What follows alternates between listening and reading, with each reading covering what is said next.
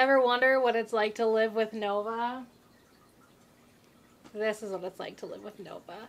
How about, just like we did over Christmas, I do a quick speed fix of my display for the 1000th time.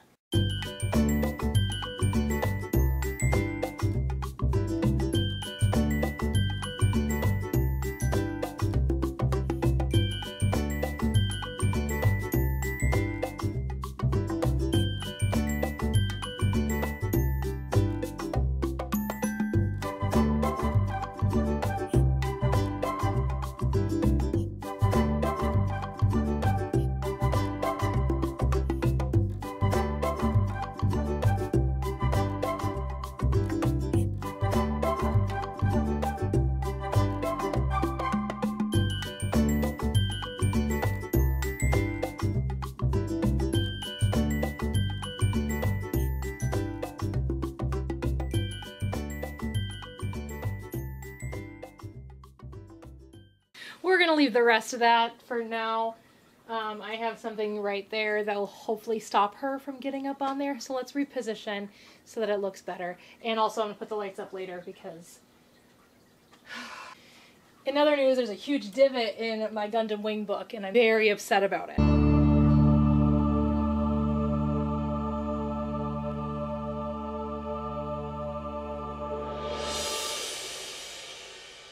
Hey guys, welcome back to my channel. I am Britt, and if you haven't subscribed yet, you probably should because I talk about geeky things, and today we're going to talk about Power Rangers Beast Morphers because that's what my life is now. One shitty episode after another.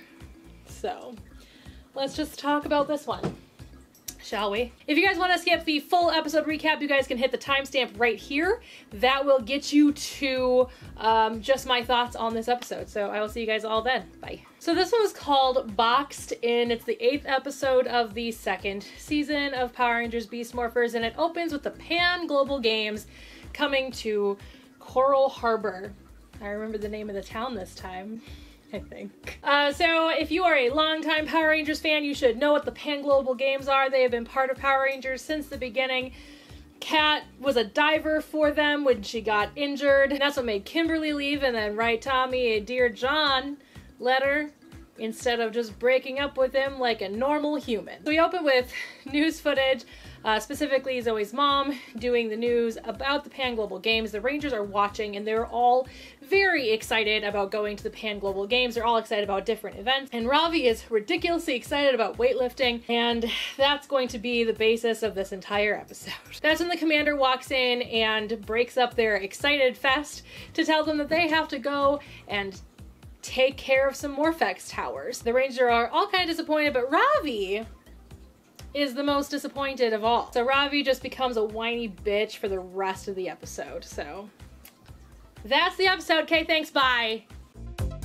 Devin says that they should just all work together to get all this work done at the Morphex Towers so that they could at least come and watch some of the games at the Pan Global Game. And this is what kind of sets Ravi off as a whiny little bitch for the entire episode, because he wants to see the weightlifting stuff, and he can't see the weightlifting stuff if he goes and works on the Morphex Towers because it's that soon. He convinces everyone except for Devin. Devin's a little upset about it, which I completely understand because Ravi's being a little bitch about it. So, but Ravi convinces everyone to draw names, and the 3 names they draw are the ones that have to stay back and work.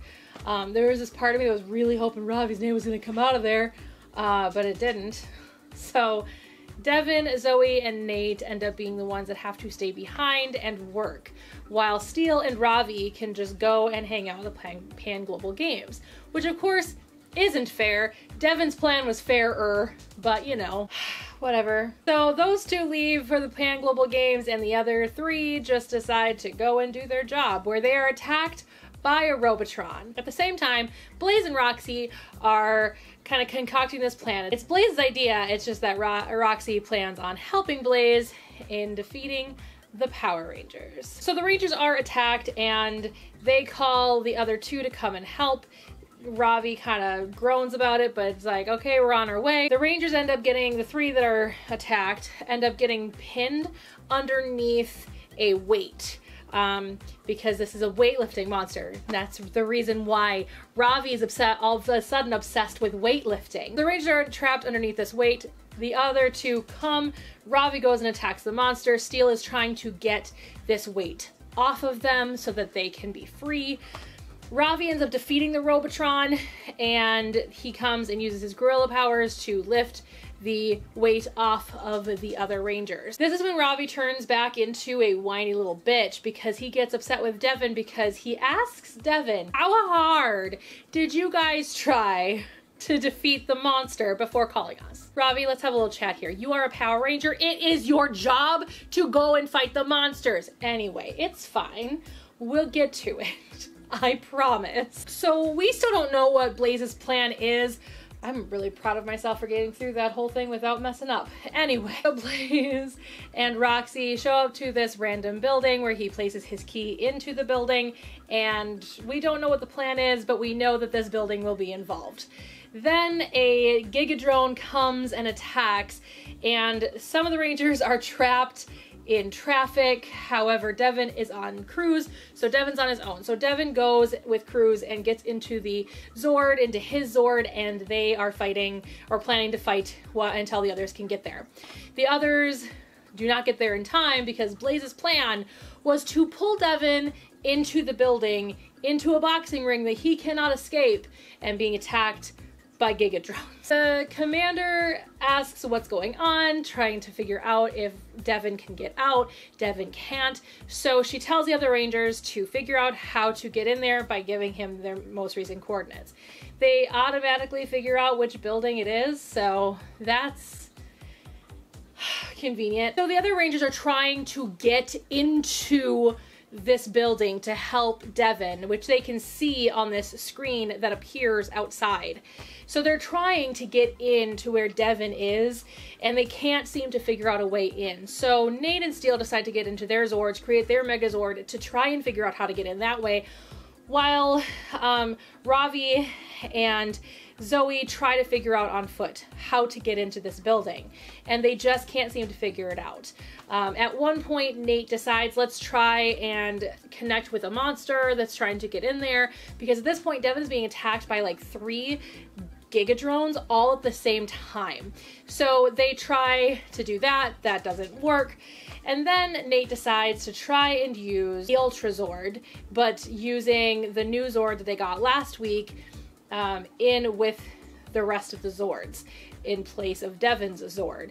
So they go back to the base, he reconfigures it with the computer and figures out how to do it. All in the meanwhile, Devin is really struggling with this fight. Matter of fact, his Zord is not looking good at all. It's a rough time for Devin today. They all get into the Ultra Zord and they go and they attack the building. Turns out the building was a Gigadrone the entire time. Ah! So now everyone is in their Zords attacking and trying to destroy these Gigadrones that are left over. They are able to destroy all of the Gigadrones.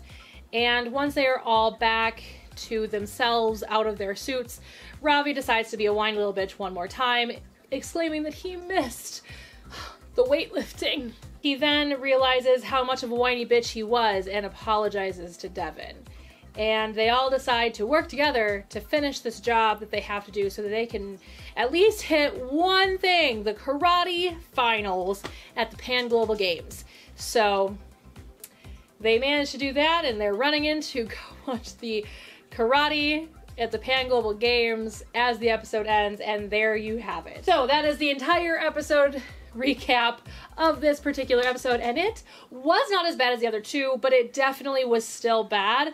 And I feel like the last 3 episodes wouldn't be as bad if whoever Judlin was in charge, Judlin, of this show, Judlin, actually knew how to write a story. Judlin. Just bad. That's the thing, is everything, if anybody just had a slight brain cell while writing these episodes, if anyone had a brain cell, they'd go, oh, this doesn't work. This doesn't make sense. So what shall we do? And Anyway, most of these things could be avoided if there was a brain cell among the leader of the pack who is telling people to write these episodes. And of course, the people who are writing these episodes not being so afraid of their jobs, probably, maybe, I don't know, or maybe he just hires stupid people to write these damn episodes where there could be an easy way to avoid most of these problems. So let's talk about the problems, because the only thing that I think is really cool is the Ultrazord, and that is it, and that is Sentai. That's it. The look of the Zord, and maybe Devon's personality was really good. This episode would have been more of me thinking of Devon being a whiny little bitch, not necessarily Ravi being the whiny little bitch, so it's kind of nice to see Devon in more of a leadership role, even though, I mean, he is the leader of the Power Rangers because he's the Red Ranger, but at the same time, like, he's definitely one of those kind of Red Rangers that needs to grow a lot throughout the course of the season, like Connor or, you know, like Cole, who has a lot of growing to do, and he's showing that growth. So I guess that is something we can use as something positive, that Judlin hasn't totally messed up this season. So let's talk about whiny little bitch. I mean, Ravi. This was, for me, very out of character for Ravi. Ravi always seems very level-headed. Ravi has never really been much of the selfish, whiny character. I really don't think any of them really would have fit this character archetype, aside from maybe Devon, just because of how he's acted in previous episodes where it was convenient to have him acting that way in certain episodes, because Devon is nowhere near as bad as some other Red Rangers. And not bad as in, like, I don't like them, but, like, bad as in the character growth has to happen. Like I said, I hated Connor at the beginning of Dino Thunder because he just was terrible. And so I never hated Devon, but at the same time, like, he at least had that sort of mentality. He was that kind of character archetype for a Red Ranger, not the all-American hero like Jason was set up to be. And, you know, the archetypes really do follow, and they really do kind of go into that stereotypical kind of thing. He did tend to be the kind of immature person that needed to grow, and he's showing that, like I said. So I would have pictured more of this being a Devon storyline than a Ravi storyline, because again, Ravi always just seemed so level-headed that it just felt so awkward for this to have been a Ravi storyline, and it just felt very out of character. But also just the whole mentality of, like, you were trained to be this ranger. Again, it would have been one thing if it were Devon, it would have been one thing if it were Steel or Nate. They weren't trained to be Power Rangers. Or even Zoe. Ravi is literally the only person who was originally meant to be a ranger that is. Originally, it was supposed to be Roxy, Blaze, and Ravi. These two not Power Rangers. Ravi is literally the only person left that was originally supposed to be a Power Ranger. I just felt like it was so out of character and just did not seem to fit well. It just seemed really forced. Like, you'd think that he, again, would have just been a little more level-headed in what was going on. It probably would have been more realistic for that to have been Ravi's idea than Devon's. I'm glad that it was Devon's, because I really do like the character development that they are giving Devon. I really do like Devon. I don't know where he sits in my Red Rangers yet, but I do really like Devon, and he has the potential to be kind of one of my favorite Red Rangers, at least higher up on my list. So I do like that a lot, but at the same time, like, again, I just feel like, I don't know, it just, and then for the random switch, like, he's like, I'm being a whiny little bitch, but I'm sorry. Like, it just doesn't make sense to me. Like, none of that makes sense. It just doesn't. It's just bad. It's just bad. Everything about it is just bad. I just didn't like this episode. And there's still more. So Blaze's idea was to turn this building into, like, a different dimension where there would be a boxing ring, but it ends up being an entire monster. Now, I don't know how the Sentai did this episode. I have not seen this Sentai. I only watch Sentais that are legally available in the United States, so I only have Jetman through Hurricaneger at this point.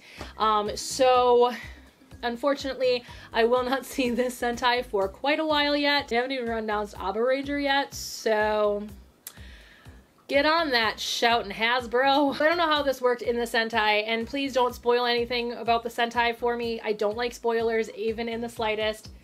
My mom's feral cat is in the backyard right now. The fact that the building was the monster. What about the building? Like, this was just some random, like, it was even, like, to the point where Roxy goes, this building is perfect.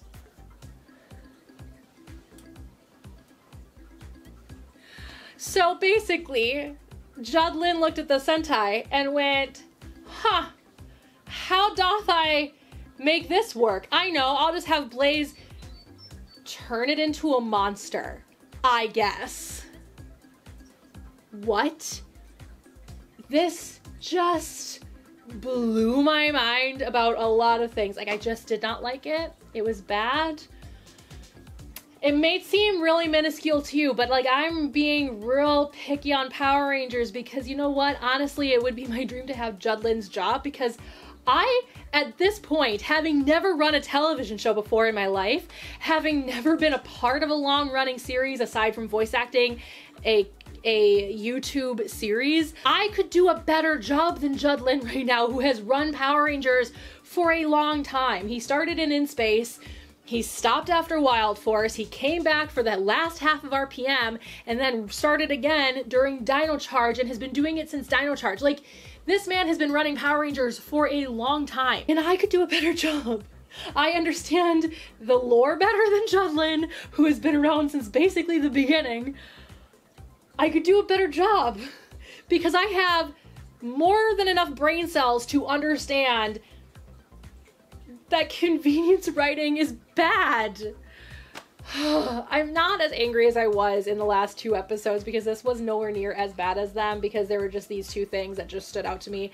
But they were such huge pieces to me that I'm just like, this is not okay. This is far from okay and I don't like it. So that's how I felt about this episode. Let me know in the comments below what you guys thought about this episode. Did you like it? Did you hate it? Did you think that it was really annoying like me? I don't know what I'm gonna do. It's getting harder and harder to do these videos because I'm getting less and less excited about them every time. I'm filming this like after 5 p.m.